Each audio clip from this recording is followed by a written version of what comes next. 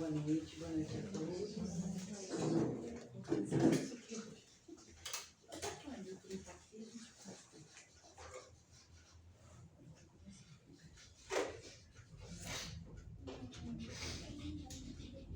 Sejamos todos muito bem-vindos à nossa casa. Aqueles que aqui estão pela primeira vez, sintam-se acolhidos pelo amor, pela paz, que essa casa irradia pela proteção de Maria, de Jesus e da espiritualidade maior que nos acolhe.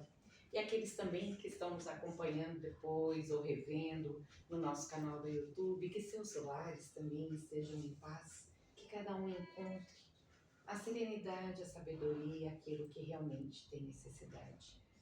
Hoje, com muita alegria, vencendo o frio, estamos aqui reunidos. Meu nome é Rosana, sou trabalhadora desta casa e nós vamos nos recolher nesse momento em nossos pensamentos mais profundos, sentindo essa paz, essa harmonia que irradia cada um de nós. Sentindo a presença amiga dos nossos mentores, dos nossos anjos da guarda e dos mentores da nossa casa.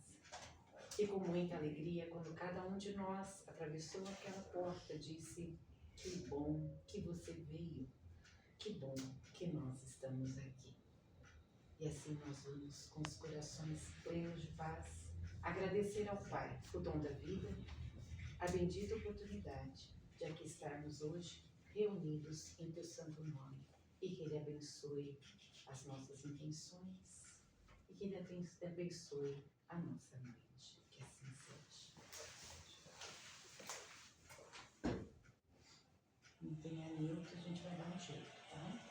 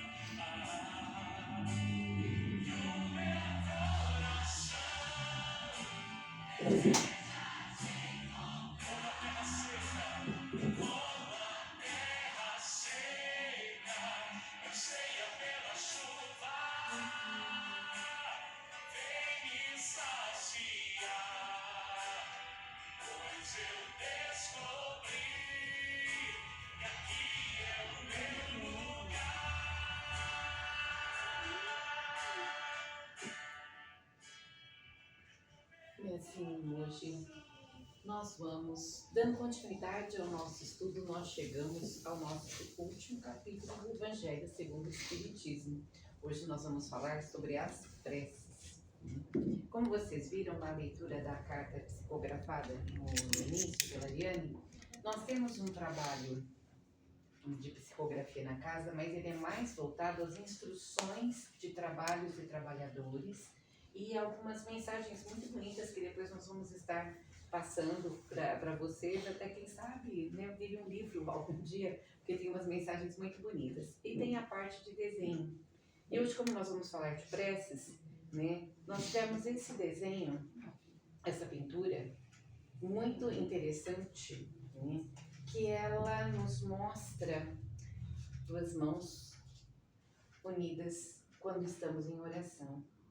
A espiritualidade quis nos mostrar as energias que fluem das nossas mãos quando nós estamos orando, né? Então, é muito bonito, é muito simbólico, né? A gente tem muitos desenhos aqui, mas não são desenhos para exposição, porque são desenhos realmente ou de estudo de entidades que necessitam até de apoio, né? E veio junto a orientação, que diz o seguinte: toda vez que oramos com o coração, com a força do pensamento, há uma ligação com o Altíssimo. Ao juntarmos as mãos, esta energia fica forte e elas se misturam, formando uma tocha de luz, onde é encaminhado e recebido por aqueles que vão distribuir e encaminhar as preces. Esta força sai de dentro, como a força que se usa. Aí é feita a ligação. Por isso, a oração precisa ser sincera, precisa querer, precisa... É difícil. Não dá. Para que aconteça para que aconteça um milagre, precisa acreditar. Vou dar caderno de caligrafia. Ah, não, perdão. É difícil. Precisa acreditar para que aconteça um milagre, né? Só que muitas vezes nós esperamos milagres materiais. E o verdadeiro milagre não é material, né? Então, por favor. Então, hoje nós vamos falar sobre a oração dominical. A oração dominical é o Pai Nosso, né? Por que ela tem o nome de oração dominical? Não tem nada a ver com domingo. Domingo, né, na tradução pela raiz grega, significa o dia do Senhor. E a oração dominical é a oração do Senhor, né? Como ela começa no Pai Nosso, acabou ficando, né, com o título de Pai Nosso. Mas a oração é a oração dominical, porque é a oração do Senhor, né?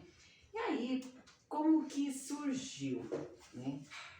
Nós temos um livro muito interessante, o livro Boa Nova, né? Psicografado pelo Chico Xavier, pelo espírito Humberto de Campos, que depois de um tempinho começa a assinar como Irmão X. As obras do Irmão X e Humberto de Campos é o mesmo espírito, né? É que houve um problema, tá? Até os espíritos têm que resolver alguns problemas materiais. A família de Humberto de Campos começou a querer direitos autorais, porque ele usava o nome, né? Aí ele adotou, né, o nome de Irmão X, porque nenhuma obra do Chico era vendida, né? Não havia direitos autorais para o Chico, nem muito menos para a espiritualidade. Então aí houve essa mudança, mas a mesma pessoa, tá? No capítulo 18 do livro Boa Nova, o livro Boa Nova, ele traz os bastidores de muita coisa que acontece no Evangelho, que acontece com os discípulos, que ajuda a gente a entender melhor ainda as passagens. E nesse capítulo 18 é muito interessante.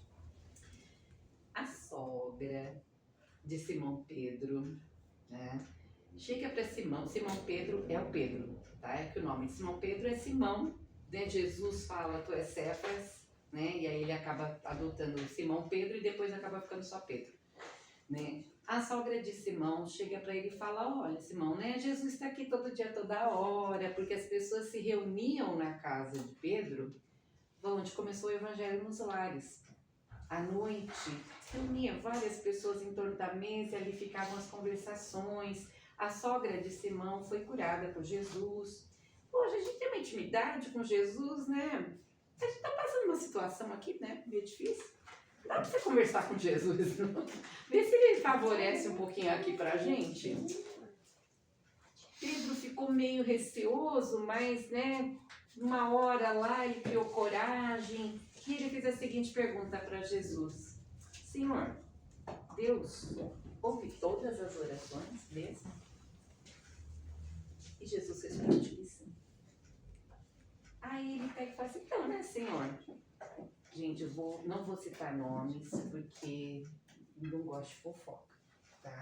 Então depois vocês procurem lá no livro, que vocês vão ficar sabendo quem são os personagens, né?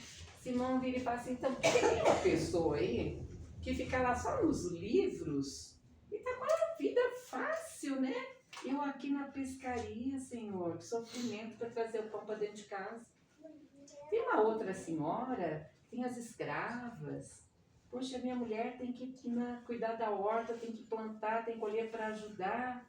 Ô, Jesus, acho que eu estou falhando aí na operação, né? Não tem como dar uma melhora, né? E aí Jesus faz um discurso lindíssimo, explica muito sobre a prece, sobre aquilo que a gente tem necessidade e aquilo que a gente tem vontade. Mas fica aí para vocês pesquisarem, lerem, porque é muito interessante. E aí, pensando nisso, nessa questão, o livro Religião dos Espíritos, por Emmanuel, né, Chico Xavier, na lição 33, chama-se Oração e Provação. Foi de uma reunião pública em 11 de maio de 1959, tá? E aí, o que ele nos fala sobre a oração? A oração não suprime de imediato os quadros da provação, mas renova-nos o espírito, a fim de que venhamos a sublimá-los ou removê-los. Lá no finalzinho ele diz o seguinte, que a prova é o mesmo teste inquietante e o golpe da expiação continua sendo a luta difícil e inevitável, mas, se orares, estarás em ti próprio, plenamente refeito, no imo das próprias forças, com a visão espiritual iluminada por dentro, a fim de que compreendas, acima das tuas dores, o plano sábio da vida, que te ergue dos labirintos do mundo às bênçãos do amor de Deus. No capítulo 18, lá do Boa Nova, Jesus fala uma frase que eu até anotei. Ele diz o seguinte, que nós deveríamos cultivar a prece como um elemento natural da vida, como a respiração. Que a prece deveria ser tão presente na nossa vida, tão automática, como a respiração. Nós podemos ficar sem respirar? Nós podemos ficar sem rezar? Aí nós vamos chegar finalmente na oração dominical. A oração dominical, ela está ao final do Sermão da Montanha, né? Porque aí quando tem aquela conversa lá, né, Jesus falou, opa, peraí, o pessoal está precisando aprender a rezar direitinho, né? E aí um dos apóstolos, depois que ele termina o Sermão da Montanha, foi o primeiro sermão público de Jesus, ainda na parte da Galileia, né? Um dos discípulos fala, mestre, mas como que a gente ora? Ensina-nos a orar. E aí Jesus faz a oração dominical. E essa oração, ela é uma obra-prima, né? Tanto que ela se tornou universal, né? Porque ela resume todos os deveres do homem para com Deus, do homem para consigo mesmo e para com o próximo. É uma profissão de fé, é um ato de adoração e submissão, pedido das coisas necessárias à vida e o princípio da caridade. Na primeira parte, e nós vamos estudar o Pai Nosso durante as próximas semanas. Cada semana nós teremos um pedacinho para a gente poder analisar e aprender a nos transformar. Cada um que realmente entender o sentido de cada frase nunca mais rezará o Pai Nosso de uma forma mecânica, de uma forma até ritualística, uma coisa rasa, porque o Pai Nosso é muito profundo. Então ele não é para ser ditado, não é para ser falado correndo, sem sentir a palavra que você está falando. Ele deve ser rezado pausadamente, refletindo sobre cada palavra.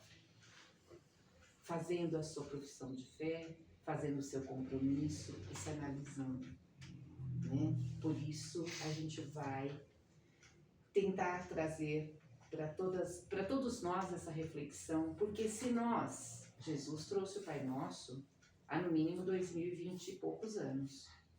Se a humanidade tivesse aprendido a rezar o Pai Nosso, nós já seríamos um mundo muito melhor.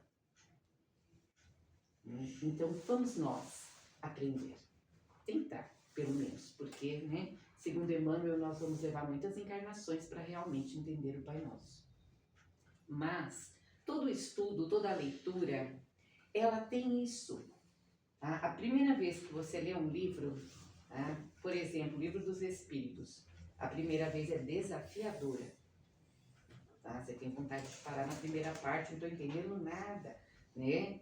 Segunda vez você começa, né? Opa! Quando você lê pela milésima vez, você fala, nossa, eu não tinha prestado atenção nesse ponto. Cada vez que a gente lê uma obra, cada vez que a gente lê o Evangelho, cada vez que a gente lê o Céu e o Inferno, as próprias obras do Chico, a gente vai vendo coisas que nós não tínhamos visto, porque nós estamos abrindo os nossos horizontes. E é isso que faz com que a gente enxergue de outra forma. Então, quando Jesus começa a oração, primeira palavra que nós vamos parar, no Pai. Ele chama Deus de Pai. Por quê? Antigo Testamento, os líderes, as pessoas, colocaram um Deus com todos os defeitos humanos, refletindo os patriarcas da época. Patriarca era aquela pessoa, aquele chefe ou um pai de família que tinha o poder. Mas esse poder, ele era, muitas vezes, exercido através da imposição, da força, da violência. Um patriarca, para ser um patriarca, naquela época, ele tinha muitas mulheres, muitos filhos, muitos escravos e gado. E ele não se preocupava em tirar a vida de ninguém. Se uma das inúmeras mulheres não lhe agradasse, ele matava e tudo bem. Ele tinha o poder. Ah, não foi com a cara do meu vizinho? Eu mato e tudo bem. E aí foi colocada essa visão desse Deus, Senhor dos Exércitos, que protege um povo em detrimento do outro. E isso Jesus vem dizer para nós. Deus é Pai. E quando ele fala que Deus é Pai, ele está estabelecendo uma relação de intimidade entre cada um de nós e Deus. Deus não é inacessível. Deus tem uma relação de cuidado, de amor, de carinho para com cada um de nós. Ele nos ouve, ele nos vê. Ele não está no trono, com as barbas brancas, julgando você, sei não. Ele é Pai. Só que ele não é o patriarca. Ele não é o violento. Ele não é o que discrimina. Ele é o Pai. Só que Jesus completa. Ele é o Pai nosso.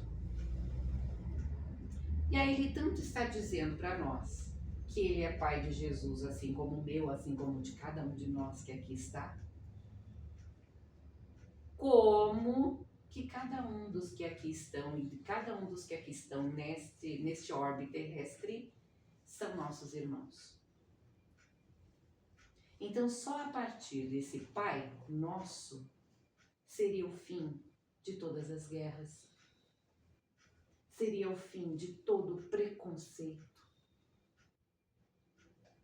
Porque não importa qual a sua religião, não importa qual a cor da sua pele, não importa nada, você é meu irmão. E o Pai é um só. E se o Pai me ama, Ele te ama também. Porque Deus é um Pai nosso que está nos céus.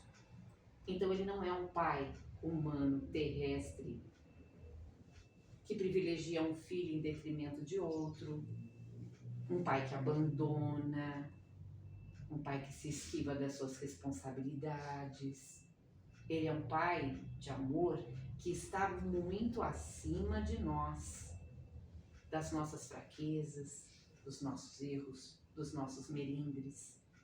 E Ele está nos céus porque Ele é o pai de não só da humanidade, mas de toda a criação, de todo o universo, de tudo aquilo que a gente conhece e daquilo que a gente nem imagina.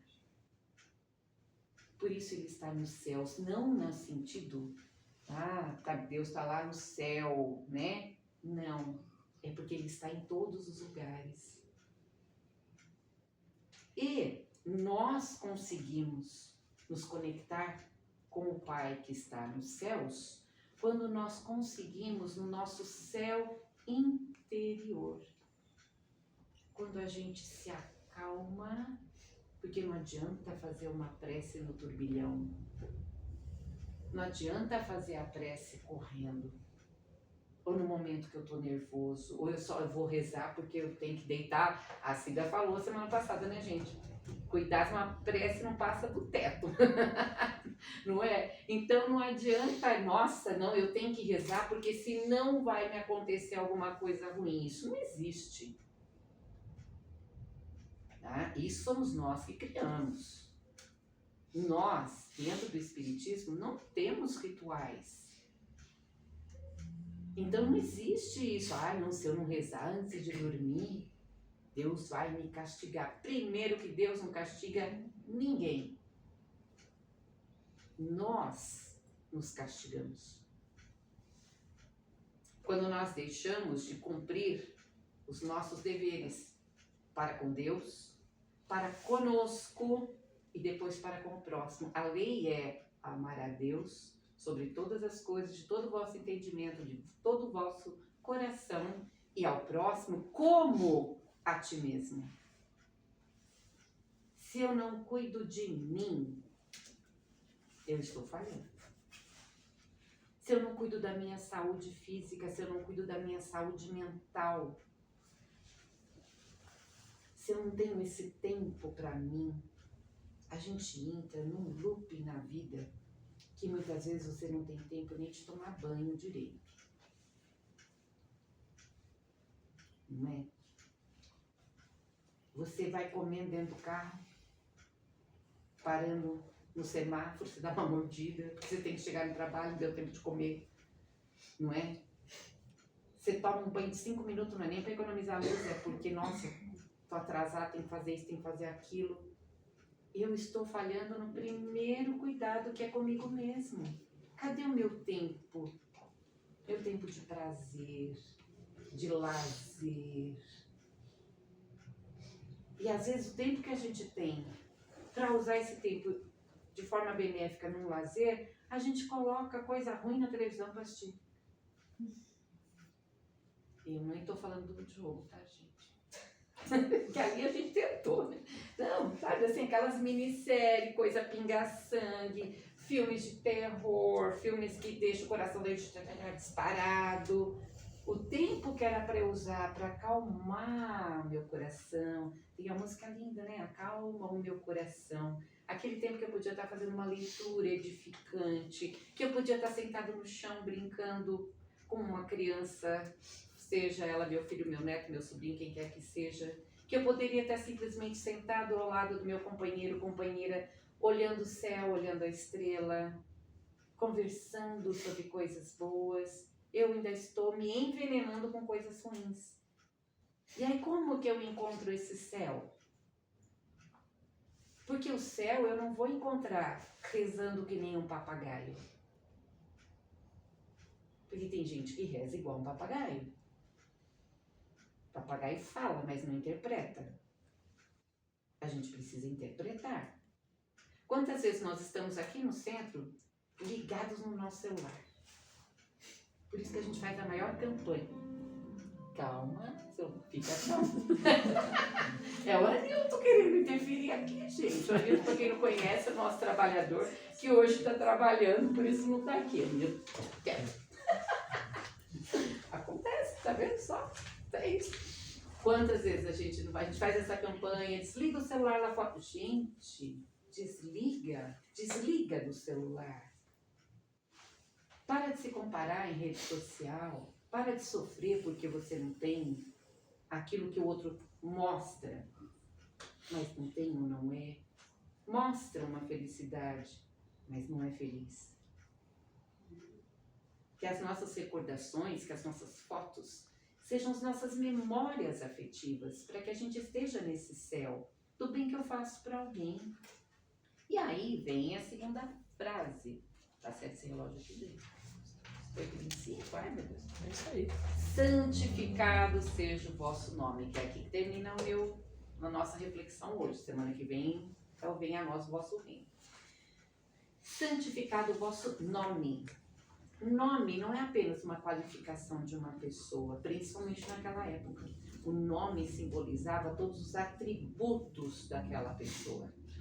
E isso era tão forte que as pessoas até mudavam de nome quando eles resolviam mudar de vida ou assumir outras atitudes, não é? Então isso aconteceu com Simão, que passou a ser Pedro, Levi, que passou a ser Mateus, não é? Saulo, que passou a ser Paulo, e por aí vai, tá? Só que o nome de Deus, quais são os atributos de Deus? Aí se a gente for lá no livro dos Espíritos, na questão 13, nós vamos ver quais são os atributos de Deus e como que nós podemos santificá-lo, porque o nome de Deus é santo. O nome do Senhor já é santo, mas Deus age nas criaturas através das criaturas. Então, como que nós podemos santificar o nome de Deus na nossa vida?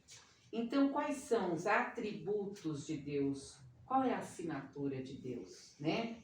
Deus é eterno, infinito, imutável, imaterial, único, todo-poderoso, soberanamente justo e bom. Então, tem um dos pecados lá que fala assim: não tome o nome de Deus, não fale o nome de Deus em vão. Então, muitas vezes, nós, seres humanos, ainda tão imperfeitos, usamos o nome de Deus para promovermos discórdias, perseguições, para promovermos guerras. Em nome de Deus, se matou muito. Em nome de Deus, nós tivemos guerras santas. Se Deus é nosso Pai, será que Ele ficou feliz de eu matar o meu irmão porque ele era de outra religião? Porque ele não pensava como eu penso? E quantas pessoas nós continuamos matando hoje em dia?